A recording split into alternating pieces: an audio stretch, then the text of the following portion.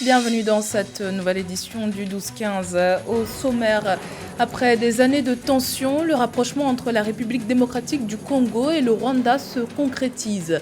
Les présidents Félix Tshisekedi et Paul Kagame multiplient les rencontres. La plus récente a eu lieu ce samedi à Goma. 3 accords commerciaux ont été signés par les 2 chefs d'État. Le Soudan poursuit sa politique d'austérité. Englué dans une profonde crise économique, le pays a décidé de réduire ses dépenses publiques pour faire des économies, mais également réinvestir dans les prestations sociales. Et l'Afrique face au Covid-19, les chiffres sont sans équivoque. La 3e vague épidémique se propage plus vite et est plus grave. Face à la pénurie de vaccins, les pays africains se lancent dans la production locale de vaccins contre le coronavirus. Mais tout d'abord, en République démocratique du Congo, un couvre-feu a été déclaré ce dimanche soir à Beni, dans la province du Nord Kivu, suite aux 2 attentats à la bombe survenus dans la ville ce 27 juin. Une bombe artisanale a explosé dimanche matin, faisant 2 blessés dans une église de la ville.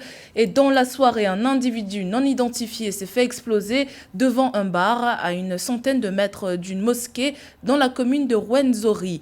Des attaques qui ont fait un mort et plusieurs blessés selon les autorités de la ville de Beni où sévit le groupe armé ougandais ADF affilié aux djihadistes de l'État islamique selon les États-Unis. La République démocratique du Congo qui pose des actes concrets dont la normalisation de ses relations avec son voisin le Rwanda. Le chef de l'État congolais Félix Tshisekedi et son homologue rwandais Paul Kagame se sont retrouvés ce samedi 26 juin dans la ville de Goma à l'est de la RDC. Rencontre au cours de laquelle les 2 dirigeants ont procédé à la signature de 3 accords commerciaux, l'un portant notamment sur l'exploitation de l'or en vue d'en assurer la traçabilité. Les détails avec Aïssa Toubari. Entre la République démocratique du Congo et le Rwanda, le temps est à la réconciliation. Les 2 pays ont signé 3 accords commerciaux. Selon un communiqué de la présidence congolaise, la société aurifère de Kivu et du Maniema, Sakima SA, et une rwandaise d'ITER LTD vont se partager l'exploitation de l'or afin de priver les groupes armés des revenus issus de cette filière. Il y aura complémentarité entre les 2 sociétés qui vont donc contrôler la chaîne des valeurs à partir de l'extraction par les 2 sociétés congolaises rwandaises. Les groupes armés qui tirent leurs revenus pour financer la guerre avec de l'or ne pourront plus se permettre d'exploiter ou de revendre auprès des acheteurs sur les marchés internationaux. Le 2e accord porte sur la promotion et la protection des investissements et le 3e est une convention en vue d'éviter la double imposition et prévenir l'évasion fiscale en matière d'impôts et de revenus. Cette nouvelle coopération n'est qu'au début. D'autres accords de partenariat ne vont pas tarder à se mettre en place, selon le président congolais Félix Tshisekedi. Je crois que les 2 présidents ont finalement trouvé la plateforme qu'il faut pour être en mesure de se regarder droit dans les yeux et d'avoir honte du passé pour être en mesure de dire faisons les choses différemment pour des résultats durables. En ce qui concerne les 2 pays, et particulièrement les hommes d'affaires des 2 pays, il devient de plus en plus possible d'envisager de travailler ensemble pour créer de la richesse dans tous les secteurs, en commençant par le secteur minier qui intéresse beaucoup le Rwanda, le secteur agricole qui intéresse les 2 parties, mais également le commerce extérieur, parce que je pense que lorsque vous êtes à Goma, vous êtes à 2000 km de Kinshasa, il est peut-être plus facile d'avoir la plateforme de Kigali plutôt que celle de Kinshasa. Et donc si tout cela est pris globalement, il y a moyen de faire trouver de l'intérêt de part et d'autre. Pour sa part, le Rwanda s'engage à consentir des efforts en collaboration avec la RDC dans le respect de sa souveraineté. Pour rappel, les relations entre la RDC et le Rwanda ont toujours été difficiles. Durant les 2 guerres qu'a connues le pays entre 1996-1997 et 1998-2003, qui a impliqué plusieurs milices, notamment rwandaises, la RDC a régulièrement accusé son voisin de déstabiliser sa partie orientale en soutenant des groupes armés. Les pays de la CEMAC face aux enjeux de l'intégration régionale. Le Cameroun et le Congo-Brazzaville entendent renforcer les projets intégrateurs entre leurs 2 nations. L'ambassadeur du Congo au Cameroun, Valentin Olé Songo, a été reçu par le président camerounais Paul Biya ce 25 juin à cet effet. Les précisions de Nathalie Moore. Arrivé en fin de séjour au Cameroun, l'ambassadeur de la République du Congo, Valentin Olesongo, a effectué une visite au Palais de l'Unité. La rencontre avec le président camerounais Paul Biya de ce 25 juin 2021 portait sur l'évaluation de la coopération bilatérale entre les deux pays. Le Cameroun et la République du Congo ont présenté l'avancée des projets intégrateurs dans lesquels ils sont tous les deux engagés. Avec le président, l'occasion était belle pour faire le tour d'horizon d'un certain nombre de projets d'intégration au niveau de l'Afrique centrale.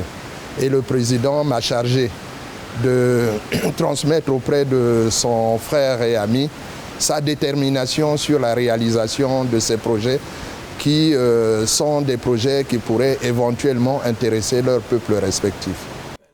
Le Cameroun et la République du Congo, de bons élèves de l'intégration régionale en Afrique centrale. L'ambassadeur congolais Valentin Olesongo a salué la facilitation de la communication entre les deux pays, rendue possible par l'axe routier Yaoundé-Brazzaville, long d'environ 1570 km. Autre partenariat fructueux entre le Cameroun et le Congo, l'Université Inter-État de San Mélima, au sud du Cameroun, qui accueille à ce jour environ 200 étudiants congolais. Aujourd'hui, les Camerounais se rendent au Congo et les Congolais viennent au Cameroun. Donc voilà un exemple vraiment d'intégration et qui est en même temps une volonté des deux chefs d'État.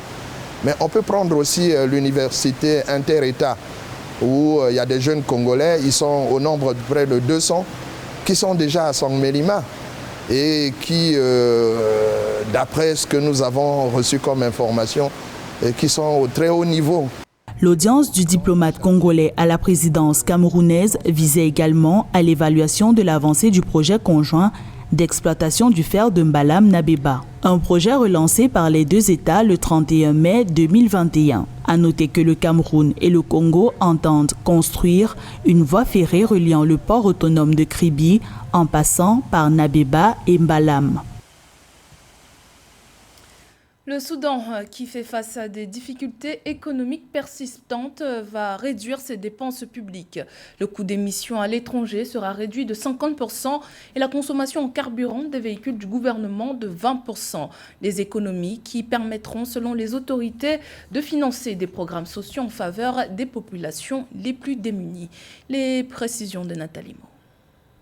Le train de vie de l'État sera revu à la baisse au Soudan. La réduction des dépenses publiques a été décidée le 26 juin 2021 par le gouvernement. Le Soudan réduira de 50% les coûts des voyages officiels à l'étranger, de 20% les quotas de carburant pour les véhicules gouvernementaux et restreindra de 25% les budgets des ambassades, entre autres mesures. À partir de juillet 2021, ces actions vont permettre de faire face aux difficultés économiques que connaît le pays.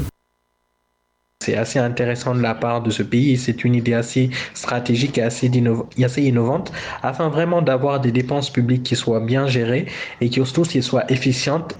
En faisant des économies sur les dépenses publiques, le Soudan souhaite investir dans des actions sociales. Les autorités veulent faire passer de 3 millions à 15 millions le nombre de bénéficiaires du projet de soutien familial appelé Tamarat. Aussi, le gouvernement versera une subvention mensuelle de 10 milliards de livres à tous les travailleurs de l'État non soumis à l'impôt dès le 1er juillet 2021. Pour ma part, je pense que c'est une bonne idée que le Soudan souhaite mettre en place une réduction des dépenses publiques. Ça va leur permettre de mieux gérer les déficits et ça va surtout leur permettre de débloquer un montant suffisant pour réorienter ces dépenses vers des dépenses non pas de fonctionnement mais des dépenses d'utilité et surtout des dépenses qui vont viser à réduire les inégalités sociales. Le Soudan verse des allocations mensuelles en espèces à ces familles pour atténuer les difficultés économiques dans le cadre d'un programme financé par la Banque mondiale. Une série de mesures consécutives à un communiqué du Fonds monétaire international sur un possible allègement global de la dette de plus de 50 milliards de dollars du pays.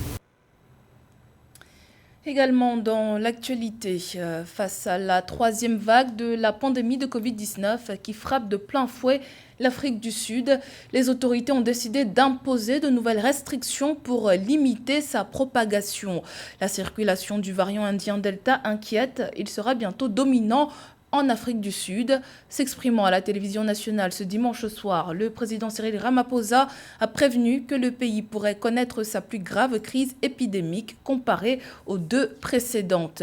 Le président Ramaphosa, dont la campagne vaccinale a été vivement critiquée par l'opposition pour son manque d'efficacité, a appelé ses concitoyens à se mobiliser. Actuellement, seulement 4% de la population a été vaccinée.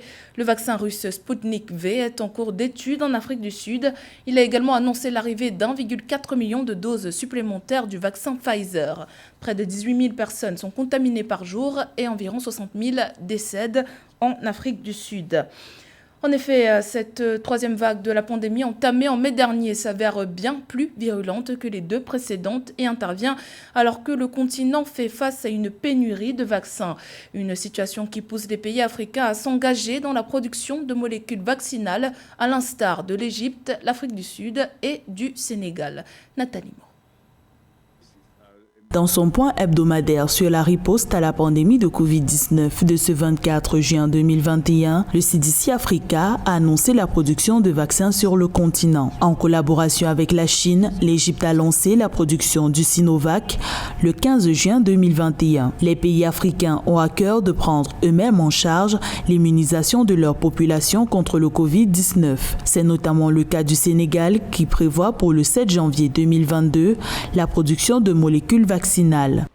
Il est très encourageant de savoir que dès 2022, le Sénégal va produire des vaccins contre le Covid-19. Cette information, couplée à celle concernant l'Égypte, sont satisfaisantes du point de vue du CDC Africa. Tout cela pourra être intégré à la stratégie continentale de vaccination contre le Covid-19.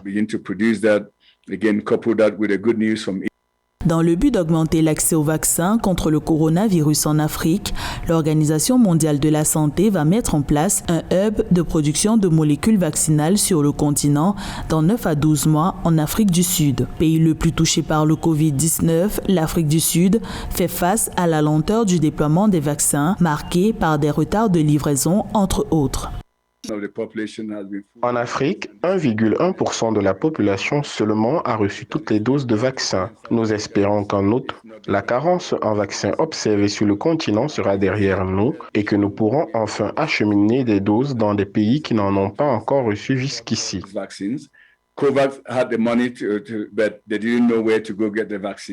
L'Afrique est désormais au cœur de la 3e vague de la pandémie de Covid-19. Les données du CDC Africa informent que 20 pays connaissent actuellement ce stade de la maladie. Un constat qui suscite le pessimisme du CDC Africa. L'organisation a indiqué que l'Afrique est en train de perdre la bataille contre la poussée du coronavirus. Les efforts du gouvernement en termes de protection des forêts portent des fruits au Gabon. Le pays va être récompensé pour ses engagements à hauteur de plus de 9 milliards de francs CFA. Ce financement accordé par la Norvège sera décaissé via l'initiative pour la forêt de l'Afrique centrale. Samantha Sabiro. Grâce à la conservation de ces forêts, le Gabon a été récompensé à hauteur de 9 milliards de francs CFA par la Norvège. Le financement a été accordé dans le cadre de l'initiative pour les forêts d'Afrique centrale, CAFI, gérée par les Nations Unies. Selon le journal Le Monde, cette enveloppe est la contrepartie du carbone supplémentaire séquestré entre 2016 et 2017 grâce aux mesures mises en œuvre au Gabon dans le but de lutter contre la déforestation. Ce sont environ 3,4 millions de tonnes de ce carbone qui ont été séquestrées par le Gabon au cours de cette période. Le gouvernement norvégien est un acteur majeur engagé dans la protection du climat, de la biodiversité et en particulier dans la préservation des forêts. D'où l'appui au Gabon pour aider le Gabon et l'accompagner dans la protection de la forêt. Face à la vitesse de disparition de la forêt et en réponse à une urgence, la Norvège alloue plus de 300 millions d'euros chaque année pour la protection de la forêt. Les fonds accordés au Gabon serviront à financer la recherche scientifique, la promotion et la mise en œuvre de pratiques de gestion durable des forêts. Selon la CAFI, ils seront également utilisés pour préserver les zones protégées et renforcer les capacités au niveau du gouvernement. Il faut protéger la forêt, il faut la décimer pour vivre. Donc le Gabon est dans cette équation-là et doit faire face à des pays qui ont un grand potentiel forestier, comme tous les pays qui bordent l'Amazonie en Amérique latine. Mais le Gabon a fait beaucoup d'efforts ces dernières années dans la protection de son écosystème forestier face à une grande agressivité dans la destruction de la forêt. Mais le Gabon pourrait faire mieux avec des accompagnements comme celui de la Norvège et comme celui de bien d'autres pays qui ont le souci de protéger l'écosystème forestier. Rappelons que depuis plusieurs années, le Gabon est engagé dans la lutte contre le changement climatique et la protection de l'environnement, ce qui s'est traduit entre autres par l'adoption de multiples réformes pour la protection de ses forêts, notamment l'interdiction d'exportation des grumes prise en 2009 par le président gabonais Ali Bongo Ondimba. C'était le journal de la rédaction. Merci pour votre fidélité. Dans un instant, une nouvelle édition de l'actualité sur Africa 24.